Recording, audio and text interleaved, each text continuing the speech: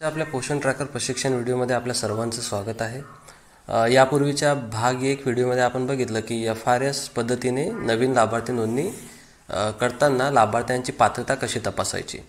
आपल्या सर्वांना माहिती आहे की जी पोषण ट्रॅकर ॲप्लिकेशनची नवीन आवृत्ती आलेली आहे 24.8 यामध्ये नवीन लाभार्थी नोंदणीची प्रक्रिया पूर्णतः बदलण्यात आलेली आहे।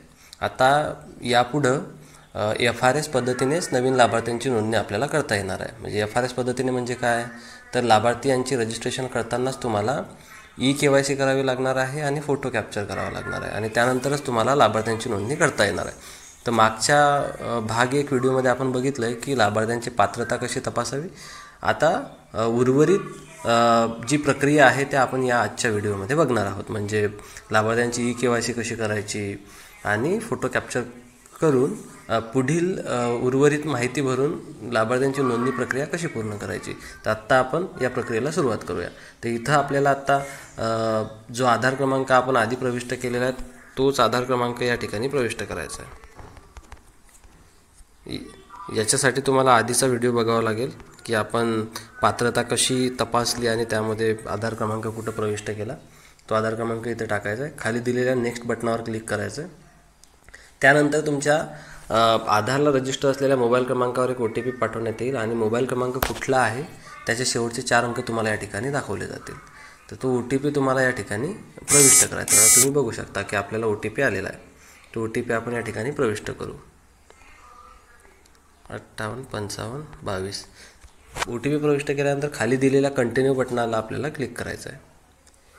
क्लिक केल्यावर तुम्हाला KYC प्रक्रिया पूर्ण झालेली आहे असा मेसेज स्क्रीनवर येईल आणि खाली प्रोसीड टू कॅप्चर असं एक बटन दिसेल।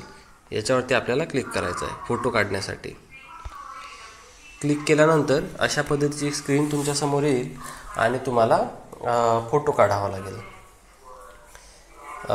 इथं दिलेलं आहे की तुम्हाला आता कुणाचा फोटो काढायचा आहे, नाव दिलेलं आहे आणि इथं फोटो दिलेला आहे। सुरक्षेच्या कारणाने आपण हे नाव आणि फोटो या ठिकाणी ब्लर केलेला आहे आणि इथं सूचना दिलेल्या आहेत की फोटो कशा पद्धतीचा असावा। तर ही याबद्दल मी जास्त काही आपल्याला सांगत बसत नाही, कारण आपल्या सर्वांना आधीच माहिती आहे की आपल्याला कशा पद्धतीने फोटो काढायचा आहे। कारण यापूर्वीही आपण FRS पद्धतीने लाभार्थ्यांची KYC आणि फोटो काढलेले आहेत। तर आत्ता आपण कॅप्चर फोटो या बटनावर क्लिक करून पुढे जाऊ। कॅप्चर फोटो, त्यानंतर इथे तुम्हाला ॲक्सेप्टला क्लिक करायचं आहे। ॲक्सेप्टला क्लिक केल्यानंतर तुमच्या मोबाईलचा कॅमेरा ओपन होईल, तुम्हाला लाभार्थी यांचा फोटो काढून घ्यायचा आहे। तर आपण आता फोटो काढून घेऊया।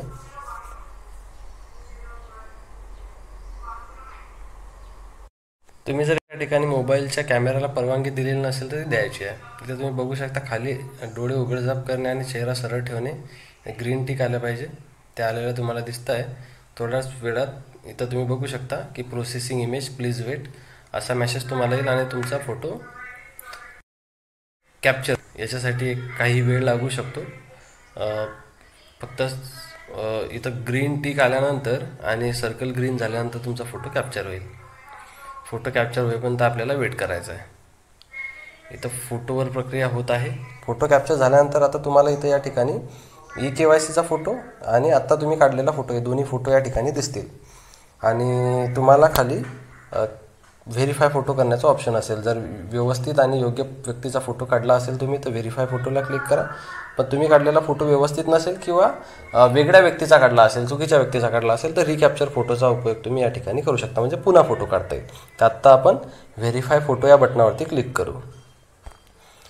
क्लिक केल्यानंतर तुमचा फोटो जो आहे तो KYC फोटोसोबत व्हेरीफाय केला जाईल। याच्यासाठी काही वेळ लागू शकतो, प्रक्रिया होईपर्यंत आपल्याला थांबायचं। इथं तुम्ही बघू शकता की ही प्रक्रिया यावर सुरू आहे। इथं तुम्ही बघू शकता की आत्ता फेस व्हेरिफिकेशन सक्सेसफुल झालं आहे आणि तसा मेसेज तुम्हाला इथं स्क्रीनवर दिसत आहे। आता आपल्याला पुढं रजिस्ट्रेशनसाठी जायचं आहे। तर इथं लिहिलेलं आहे कंटिन्यू रजिस्ट्रेशन, म्हणजे रजिस्ट्रेशन प्रक्रिया पूर्ण करा। तर इथं आपल्याला आता क्लिक करायचं आहे। क्लिक केल्यानंतर पुढचा फॉर्म आपल्यासमोर ओपन होईल। अशा पद्धतीनं फॉर्म येईल। तुमची जी माहिती आहे जी तुम्हाला KYC कडून मिळाली ती ऑटोमॅटिक इथं फिल होईल। तुमचा मोबाईल नंबर फिल होईल आणि आधार संबंधीची कुठली माहिती तुम्हाला या ठिकाणी भरायची आवश्यकता पडणार नाही। आता तुम्हाला सिम्पली मुलाचं नाव लिहायचं आहे। एवढ्याच बाबी तुम्हाला लिहायचं आहे. आता मुलाचं नाव मी एक्झाम्पल म्हणून FRS न्यू फ्लो टेस्ट म्हणतो, मी न्यू रजिस्ट्रेशन असं टाकलं आहे मी. तुम्हाला तुमच्या भाषेमध्ये म्हणजे मराठीमध्ये त्या मुलाचं नाव लिहायचं असेल तर ते इथं लिहायचं आहे. जन्मतारीख इथं आधारप्रमाणे जे असेल किंवा ऑफिशियल रेकॉर्डप्रमाणे जे असेल ते लिहायची आहे. इथं जेंडर निवडायचं आहे. इथं आईचं नाव निवडायचं आहे म्हणजे टाकायचं आहे. इथं जातीचा प्रवर्ग निवडायचा आहे आणि रहिवासी प्रकार निवडायचा आहे की कायमस्वरूपी आहे की तात्पुरते रहिवासी आहे. आपण परमनंट निवडूया. आणि ज्या बाळाची नोंदणी तुम्ही करत आहात ते बाळ दिव्यांजन आहे का हे आपल्याला या ठिकाणी निवडायचं आहे. यस जर म्हटलं तर तुम्हाला त्याचा प्रकार निवडावा लागतो की कुठला प्रकारचं दिव्यांगता त्या मुलाला आहे. आणि नो जर निवडलं तर तुम्हाला हे सगळं विचारलं जाणार नाही. आणि दिव्यांगता प्रकार निवडल्यानंतर इथं UDID नंबर पण विचारला जातो. म्हणजे त्या बाळाकडे जर दिव्यांगता प्रमाणपत्र असेल तर त्याच्यावरती हा नंबर असतो. हा ऑप्शनल आहे, असेल तर टाकायचा, अदरवाईज तुम्ही सोडून पण पुढे जाऊ शकता. आता आपण सध्या नो म्हणू आणि सबमिट बटनाला इथं क्लिक करू. म्हणजे सिम्पल तुम्हाला आता फक्त एवढीच माहिती या ठिकाणी भरायची आहे. म्हणजे त्या मुलाच्या पालकांची कुठलीही माहिती आता तुम्हाला भरण्याची आवश्यकता नाही, कारण आपण त्यांची KYC केली तर ऑटोमॅटिकली ती माहिती या ठिकाणी सेव्ह झाली, तुम्ही बघू शकता. त्यामुळे आपल्याला काहीही माहिती आता ती भरण्याची आवश्यकता नाही. सिम्पली आपल्याला मुलाची माहिती याच्यामध्ये भरायची आहे. सबमिट बटनावर क्लिक करायचं. सबमिटला क्लिक केल्यानंतर तुम्हाला सरळ इथं हा मेसेज येऊन जाईल, बेनिफिशरी रजिस्टर्ड सक्सेसफुली. आणि कुठल्या बेनिफिशरीचं रजिस्ट्रेशन झालं आहे ते या ठिकाणी तुम्हाला पाहायला मिळतं आहे. आणि खाली डन बटन आहे. तर अशा पद्धतीनं आपल्याला आत्ता नवीन FRS पद्धतीनं लाभार्थी यांची नोंदणी करायची. हे झालं 6 महिने ते 3 वर्षाच्या मुलांच्या बाबतीत.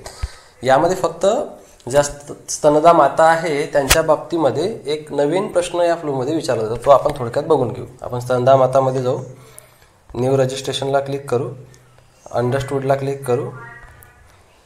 इथं तुम्हाला विचारलं जातं की स्तनदा मातांना किती मुलं झालीत. म्हणजे सिंगल बर्थ म्हणजे एकच बाळ झालं आहे, इथं 2 मुलं झाले आहेत आणि इथं 3 मुलं झाले आहेत. म्हणजे पहिलं ऑप्शन आहे एक बाळ झालेलं असेल तर, दुसरं आहे ट्विन्स म्हणजे जुळवा मुलं झालेले असेल तर, आणि तिसरं आहे ट्रिपलेट म्हणजे 3 मुलं झालेली असतील तर. जेणेकरून तुम्ही जेव्हा हे सिंगल निवडलं तर लॅक्टेटिंग मदरचं म्हणजे स्तनदा मातेचं रजिस्ट्रेशन झाल्यानंतर त्याच्या मुलासाठी जे रजिस्ट्रेशन करायचं तो एक फॉर्म ओपन होईल. तुम्ही जर दुसरा पर्याय निवडला तर स्तनदा मातेच्या नोंदणीनंतर लगेच तुम्हाला 2 मुलांची नोंदणी करता येईल याच फ्लोमध्ये.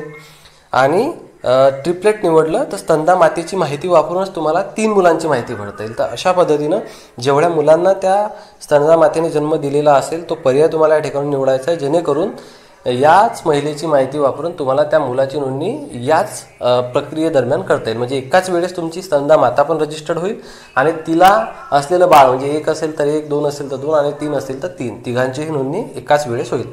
तर अशा पद्धतीनं नवीन जी FRS प्रक्रियेने आपल्याला नवीन लाभार्थी नोंदणी करायची आहे ती प्रक्रिया आपण पूर्णतः याच्यामध्ये बघितली. अपेक्षा आहे की तुम्हाला कळलं असेल. पूर्ण प्रक्रिया करण्यासाठी तुम्हाला दोन्हीही व्हिडिओ बघावे लागतील. त्यामुळं भाग 1 आणि भाग 2 हे दोन्हीही व्हिडिओ तुम्ही बघायचे आहेत, जेणेकरून तुम्हाला पूर्ण प्रक्रिया या ठिकाणी कळेल. धन्यवाद.